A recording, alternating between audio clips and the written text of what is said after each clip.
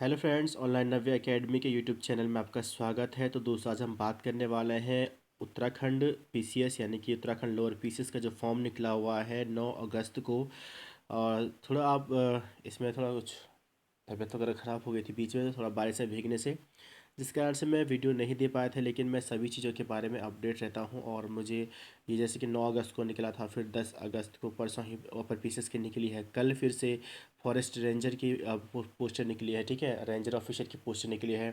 तो इनके बारे में ज़रूरी से अच्छे से मैं, क्योंकि वेबसाइट चेक करता रहता हूँ टाइम टू टाइम, तो वीडियो नहीं दे पाया था क्योंकि थोड़ा तबीयत ख़राब थी, थोड़ा जुकाम वगैरह से, और बारिश से भीगने से थोड़ा तबीयत ख़राब हो गई थी, जिस वजह से मैं वीडियो नहीं दे पाया था आज। लेकिन आज हम इस वीडियो में पूरा कंप्लीटली बात करेंगे इसके एग्ज़ाम पैटर्न के बारे में, एग्ज़ाम सिलेबस के बारे में, क्या क्या आने वाला है, किस तरीके से पेपर होने वाला है, और क्या क्या इसमें योग्यताएं रहने वाली हैं। ठीक है, तो चलिए स्टार्ट करते हैं आज का वीडियो। लेकिन वीडियो को स्टार्ट करने से पहले अगर अभी तक आप लोगों ने चैनल सब्सक्राइब नहीं किया है तो चैनल को सब्सक्राइब कर लीजिएगा, बेल आइकन जरूर प्रेस कर रहे हैं, और ऑल का नोटिफिकेशन आप ऑन करें ताकि जो भी वीडियो जैसे अपलोड करता है सबसे पहले आपके पास का नोटिफिकेशन आ सके। तो चलिए स्टार्ट करते हैं आज का वीडियो।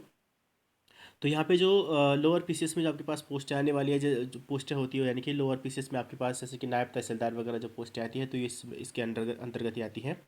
तो यहाँ पे हमने देखा कि जो विज्ञापन की जो प्रकाशन तिथि, जैसे कि मैंने पहले बताया कि 9 अगस्त 2021 को है, और अंतिम तिथि को आवेदन भरने की आपकी जो है वो है 29 अगस्त 2021 की। और आपकी फ़ीस जमा करने की भी सेम डेट है, 29 अगस्त 2021 को रात 12 बजे तक। ठीक है, तो यहाँ पे कुछ महत्वपूर्ण निर्देश हैं, इनको आप जरूर पढ़ लीजिएगा। अभ्यर्थी अपने ऊर्ध्वाधर और क्षैतिज आरक्षण के संबंधित जो भी श्रेणी उपश्रेणी जो भी है आवेदन पत्र में वो भरेगा। साथ ही उसके रिलेटेड जो भी उसके डॉक्यूमेंट हैं उनको भी वो अपने पास रखे। ठीक है,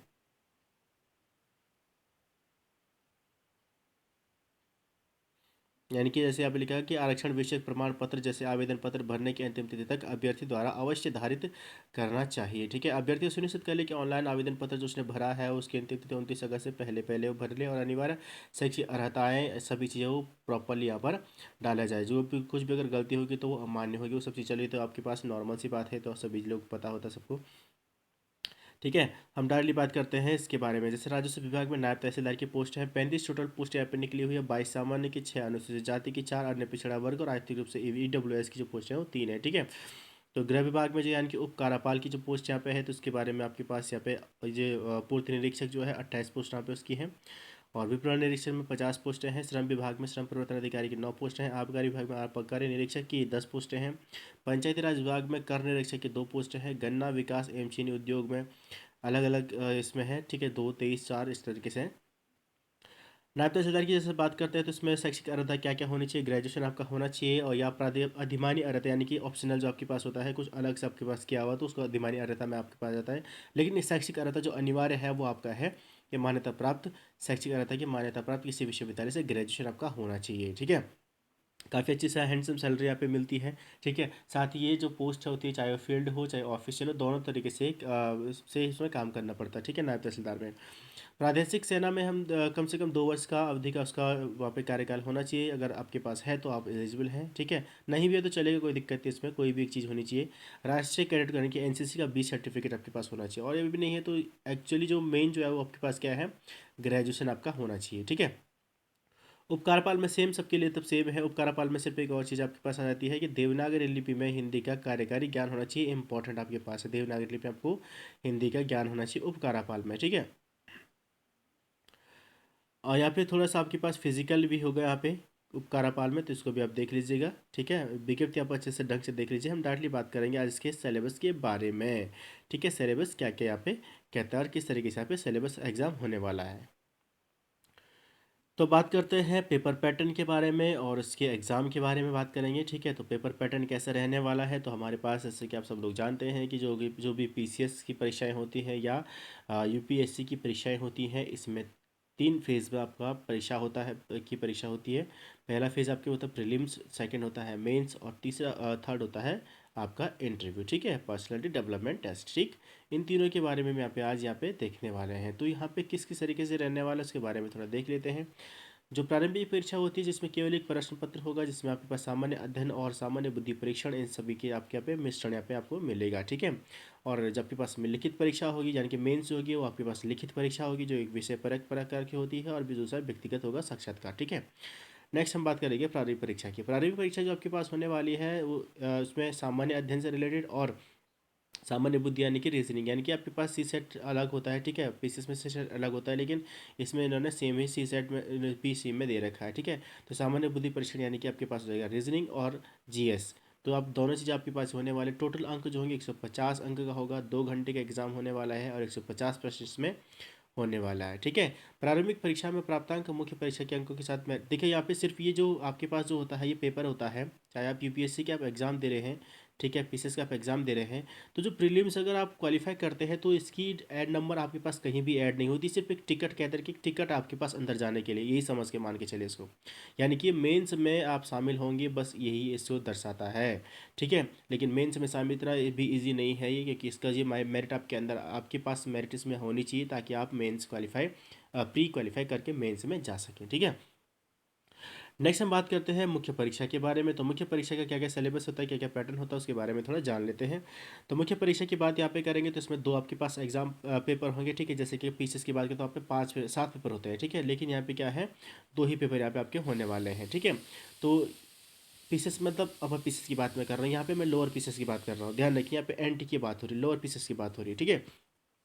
तो पहला पेपर आपके पास सामान्य अध्ययन का होगा, 200 आपके पास यहाँ पे प्रश्न होंगे, जो कि इसमें से 3 घंटे का आपके पास समय होगा और 20 प्रश्नों की संख्या होगी, जिसको आपने रिटर्न में आपने उसको एग्जाम को देना है, जैसे हम उत्तर लिखते हैं ना उसी तरीके से आपको देना, ऑब्जेक्टिव नहीं होगा यहाँ पे, ठीक है। थोड़ा बहुत हो सकता है लेकिन ज़्यादा नहीं। दूसरा आपके पास आता है निबंध एवं आलेखन। निबंध एवं आलेखन में आपने क्या करना है कि अभी दूसरा नंबर का आपका होगा, 3 घंटे का और पर 5 अंक का प्रत्येक क्वेश्चन यहाँ पे हो सकता है, ठीक है, सॉरी 5 प्रश्न यहाँ पे होंगे, ठीक है, और 200 अंक के होंगे यहाँ पे, ठीक है। तो यहाँ पे आपको निबंध एवं लेखन का जो सेकंड एग्जाम होता है क्वालिफाइंग होता है, क्वालिफाइंग होने के यानी कि सिर्फ 35% अंक यहाँ पे आपको लाना है। तो यानी कि अगर 200 का 35% लेके चलेंगे तो 35 दूना 70, आपके यानी कि 70 के आसपास आपको यहाँ पे नंबर लेके आनी है, ठीक है। तो ये चीज़ आपको थोड़ा सा ध्यान रखनी है, कम से कम 70 होनी चाहिए, बाकी आपके कुछ भी सकता है कि मेरिट तो आप किसी में से बनने वाली है, ठीक है। तो बाकी कितनी बच सकती है कि 70 नंबर कम से कम आने चाहिए। निबंध एवं आलेखन का प्रश्न जो होगा ये क्वालिफाइंग होता है यहाँ पे, ठीक है। अगर आपने ये क्वालिफाई नहीं किया है तो आपका जो प्रश्न पत्र फर्स्ट है वो चेक भी नहीं होता है, ठीक है। तो ध्यान रखिए इसको आपको बहुत अच्छे से देना है, तभी जाके आप दूसरा पेपर भी आपका चेक हो सकता है, क्लियर। तीसरा आपके पास आता है 50 अंक का व्यक्तिगत परीक्षा, यानी कि साक्षात्कार या इंटरव्यू में इसको बोलते हैं, ठीक है। तो यानी कि आपके पास जो फाइनल मेरिट जो बनने वाली है 200 और 200 400 और ये 450 में से आपकी फाइनल मेरिट यहाँ पे बनने वाली है। प्रीलिम्स की मार्क्स नहीं जुड़ती है, मैं पहले ही बता चुका हूँ, क्लियर, ठीक है। तो ये आपको क्वालिफाइंग होना चाहिए, आपका सेकंड पेपर आपका निबंध मालेखन का क्वालिफाइंग होना चाहिए, जब तक ये क्वालिफाई नहीं करोगे आपका फर्स्ट पेपर भी चेक नहीं होता है, ठीक है। तो आपको ध्यान ना करें ये चीज़ें, बहुत इंपॉर्टेंट है और बहुत कम लोग इसके बारे में जानते हैं, और 450 में से आपका ये मेरिट बनेगा, प्रीलिम्स का एग्जाम का जो भी मार्क्स होगा यहाँ पे नहीं जुड़ेगा। चलिए, तो ये तो हो गया बात आपके पास पैटर्न की। अब बात करते हैं इसके सिलेबस की, ठीक है। तो सिलेबस के बारे में भी थोड़ा देख लेते हैं। तो ये इंग्लिश में भी आपके पास दिया हुआ है, तो सिलेबस में हमारे पास क्या क्या आएगा। पहला जो पेपर आएगा प्रीलिम्स का, तो प्रीलिम्स का सामान्य अध्ययन में हमारे पास सामान्य विज्ञान एवं कंप्यूटर से संबंधित आधारभूत जानकारी होगी, जैसे कि सामान्य विज्ञान एवं कंप्यूटर संचालन की आधारभूत जानकारी संबंधी प्रश्न एवं कंप्यूटर की सामान्य समझ एवं दैनिक जीवन में उनके अनुप्रयोग, परीक्षण एवं अनुभव पर आधारित होंगे, ठीक है। साथ ही इसमें ऐसे जो कि ऐसे शिक्षित व्यक्ति से अपेक्षित की जा सकते हैं कि वो विज्ञान और या कंप्यूटर का वो अच्छा नॉलेज उसमें हो सकता है, ठीक है। भारत का कोई मतलब स्पेशली ऐसा कोई नहीं होगा कि कोई मास्टर डिग्री प्राप्त किया हो इन चीज़ों में, तो ये चीज़ें इसमें नहीं होगी, नॉर्मल सी चीज़ें यहाँ पे आती हैं, ठीक है। अगला आता है भारत का इतिहास और आंदोलन के बारे में यहाँ पे बात करेंगे। तो भारत का इतिहास एवं आंदोलन में हमारे पास भारत का इतिहास तथा भारतीय राष्ट्रीय आंदोलन के अंतर्गत जो प्रश्न आते हैं, प्राचीन इतिहास, मध्यकालीन इतिहास, आधुनिक भारतीय इतिहास के राजनीतिक, सामाजिक, आर्थिक और सांस्कृतिक पहलुओं की व्यापक जानकारी, साथ ही भारतीय स्वतंत्रता आंदोलन और राष्ट्रवाद के विकास एवं स्वतंत्रता प्राप्ति पर आधारित होंगी, ठीक है। भारतीय राज्य व्यवस्था की बात करें और राज्य अर्थव्यवस्था में, तो राज्य व्यवस्था में पास भारतीय राज्य व्यवस्था अर्थव्यवस्था के अंतर्गत प्रश्न आएंगे। भारतीय राज्य व्यवस्था, संविधान, पंचायती राज, सामुदायिक विकास, भारतीय अर्थव्यवस्था के नियोजन की व्यापक विशेषताओं की समझ पर आधारित यहाँ पर प्रश्न होंगे, ठीक है। नेक्स्ट देखते हैं कि भारत का भूगोल एवं जननांक की इसके अंतर्गत प्रश्न भारत के भौगोलिक से हो सकते हैं, भौगोलिक परिस्थिति से, सामाजिक आर्थिक और भाषा से, साथ ही भूगोल की जितनी भी शाखाएं होती हैं उनसे रिलेटेड हो सकते हैं। समसामयिक हो सकता है उत्तराखंड का इतिहास, ठीक है, तो उत्तराखंड के इतिहास में बहुत सारा लंबा चौड़ा इतिहास है उत्तराखंड का भी, गौरवपूर्ण इतिहास उत्तराखंड का है। तो यहाँ पे उत्तराखंड की ऐतिहासिक पृष्ठभूमि क्या क्या रही है, प्राचीन काल, मध्यकाल, ठीक है, टिहरी रियासत हो गया, गोरखा आक्रमण हो गया, तो इस तरीके से आपके पास क्वेश्चन आ सकते हैं। उत्तराखंड की संस्कृति के बारे में जनजातियाँ हो गई, धर्म एवं लोग साहित्य हो गया, मेले एवं त्यौहार हो गया, प्रतियोगिताएं एवं पुरस्कार हो गया, नृत्य, गायन, कला, शिल्प, उत्तराखंड के प्रसिद्ध लेखक कवि के बारे में, उनकी पुस्तकों के बारे में क्वेश्चन पूछे जा सकते हैं। उत्तराखंड की भौगोलिक एवं जननांगिकी की, उत्तराखंड का आर्थिक, राजनीतिक एवं पारिभाषिक, ठीक है, और इस तरीके से आपके पास ये क्वेश्चन पेपर आने वाला है प्रीलिम्स का। मेंस जो सामान्य बुद्धि परीक्षण में आपके पास होगा कोडिंग डिकोडिंग वगैरह जिसकी समस्या हो गया, समाधान हो गया, यानी कि आपके पास कई जैसे कोडिंग डिकोडिंग या डिसीजन मेकिंग हो गया, इस तरीके से आपके पास क्वेश्चन आ सकते हैं। चित्र से रिलेटेड हो सकता है, ठीक है, या दृश्य से रिलेटेड हो सकता है, क्षमता में अंतराल में हो सकता है, अंक गणितीय गणनाएं हो सकती है, कुछ भी यहाँ पे हो सकता है, इसको आप थोड़ा सा ध्यान रखिएगा, ठीक है। तो आपके पास हो गया प्रीलिम्स का सिलेबस, ठीक है। अब बात करते हैं मेंस के सिलेबस के बारे में। मेंस का सिलेबस भी सेम उसी तरीके से रहने वाला, कुछ थोड़ा बहुत यहाँ पे परिवर्तन होंगे, सब्जेक्ट आपके पास वही रहने वाला है, लेकिन आपको आपको उत्तर सीमा समय उत्तर यानी कि आपको जो रिटर्न में देना होगा, आपके पास अभी आंसर के ऑब्जेक्टिव नहीं होंगे, यहाँ पे आपको पूरा का पूरा आंसर लिख कर देना होगा, ठीक है। प्रत्येक जो आंसर जो होगा वो कम से कम 100 शब्दों में वो होना चाहिए, ठीक है। छोटे छोटे क्वेश्चन यहाँ पे आएंगे, बड़े बड़े नहीं, छोटे छोटे 100 शब्द बहुत ही छोटा क्वेश्चन होता है, ठीक है। यूपीएससी और पीसीएस के हिसाब से बहुत छोटा क्वेश्चन होता है, तो प्रत्येक अंक 10 अंक का आपका यहाँ पे, प्रत्येक प्रश्न 10 अंक का यहाँ पे होगा, तो 20 क्वेश्चन करना है, 200 मार्क्स हो गए, तो 20 × 10 = 200, ठीक है, और प्रत्येक प्रश्न को आपको 100 शब्दों में देना है, ठीक है। तो अंतर्राष्ट्रीय, राष्ट्रीय और राज्य के खेल, समसामयिक घटनाएं जो होनी चाहिए, जो भी प्रेजेंट टाइम में जो भी समसामयिक घटनाएं करंट में जो भी हुई होंगी, अंतर्राष्ट्रीय, राष्ट्रीय, जो भी राज्य से संबंधित जो भी महत्वपूर्ण घटनाएं हो जिसके अंतर्गत आपके आते जैसे राष्ट्रीय महत्व की घटनाएं, गठबंधन की सरकार होगी, ठीक है, और आर्थिक उदारीकरण क्या है, आर्थिक मंदी की सरकार, पृथकतावादी आंदोलन हो गया, नक्सलवाद, कुछ अनेक यहाँ पे मुद्दे जोड़ते हैं, तो इसके लिए करंट आप बुक जरूर पढ़ लीजिएगा, करंट के आप बिल्कुल भी मत छोड़िएगा, ठीक है। खेलकूद की बात करेंगे तो महत्वपूर्ण खेलकूद प्रतियोगिताएं, पुरस्कार एवं संबंधित व्यक्तियों के संबंधित आधारित प्रश्न यहाँ पे हो सकते हैं। भारत का इतिहास आपके पास प्राचीन, मध्यकालीन, आधुनिक इतिहास के अंतर्गत भारत के राजनीतिक, सामाजिक, आर्थिक और सांस्कृतिक पक्षों की जानकारी आपको होनी चाहिए, और भारतीय स्वतंत्रता आंदोलन, राष्ट्रवाद का विकास और स्वतंत्रता की प्राप्ति, ठीक है। तो फोर्थ आपके पास है कि भारतीय संविधान का आधारभूत ज्ञान, भारतीय राज्य व्यवस्था, अर्थव्यवस्था, भारत का भूगोल एवं जनसांख्यिकी, सामान्य विज्ञान एवं पर्यावरण, ये सभी चीज़ आपको यहाँ पे थोड़ा सा ध्यान करिएगा, ठीक है, इस चीज़ को आप थोड़ा सा देख लीजिएगा। और इसके अगर पीडीएफ आप चाहते हैं तो मेरा टेलीग्राम चैनल है जो उसका डिस्क्रिप्शन में लिंक दिया है, आप वहाँ पे जाके देख सकते हैं, वहाँ पे आपको पूरा का पूरा मिल जाएगा, ठीक है। निबंध एवं आलेखन की बात यहाँ पे करते हैं, सेकंड पेपर जो आपके पास होने वाला है, इन 5 टॉपिक में से जो ये आपके पास 6 टॉपिक देखिए, इसमें से कोई भी एक टॉपिक आप तैयार कर लीजिए, बहुत अच्छा है, ये तो बहुत इंपॉर्टेंट है, 50 अंक है सीधे डायरेक्टली, और 400 शब्दों में लेना है, तो आदमी इजीली से इजीली आपके आपके पास टॉपिक दिए हुए हैं, कोई भी एक टॉपिक उठाओ और उसको अच्छे से तैयार कर लो, ठीक है, तो आपके पास इजीली से इसकी तैयारी हो जाएगी। एक टॉपिक पे आपने लिखना है, 50 अंक का है, कोई भी एक टॉपिक उठा लो और किसी पे आप तैयारी कर लीजिए, ठीक है। हिंदी सारांश लेखन की बात करें तो 300 शब्दों में होना चाहिए टोटल आपके पास, ठीक है। उचित शीर्षक होता है 5 अंक का, मूल गद्यांश का सारांश है 30 अंक का, और 3 रेखांकित शब्दों की आपकी व्याख्या करता नहीं है 15 अंक की, आपके पास टोटल 50 अंक हो गए, ठीक है।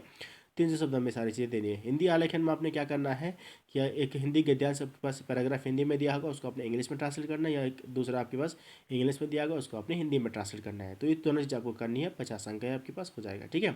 तो ये था आपके पास इंपॉर्टेंट प्रारूप इसका, ठीक है। अब यहाँ पे जैसे देखिए दिया गया कि उत्तराखंड की आरक्षित श्रेणियों हेतु निर्धारित प्रमाण पत्र के प्रपत्र प्रमाण पत्र का प्रारूप जो होगा, उत्तराखंड के अन्य पिछड़े वर्ग के लिए जाति प्रमाण पत्र की यहाँ पे व्यवस्था यहाँ पे उन्होंने इस तरीके से की, इसको आपको भर के इसमें देना होगा, ठीक है। और यहाँ पे अनुसूचित जाति जनजाति के लिए जाति प्रमाण पत्र की यहाँ पे बात हुई है, तो इसके बारे में जो भी आपके पास नाम, कुमारी, श्रीमती, जो भी आप लिखते हैं, सुपुत्र सुपुत्री जो भी है, तहसील वगैरह जो भी है, इसको आप भर के देंगे, ठीक है। हस्ताक्षर पूर्ण रूप से आपके जिला मजिस्ट्रेट वगैरह जो भी आपके पास है, ठीक है।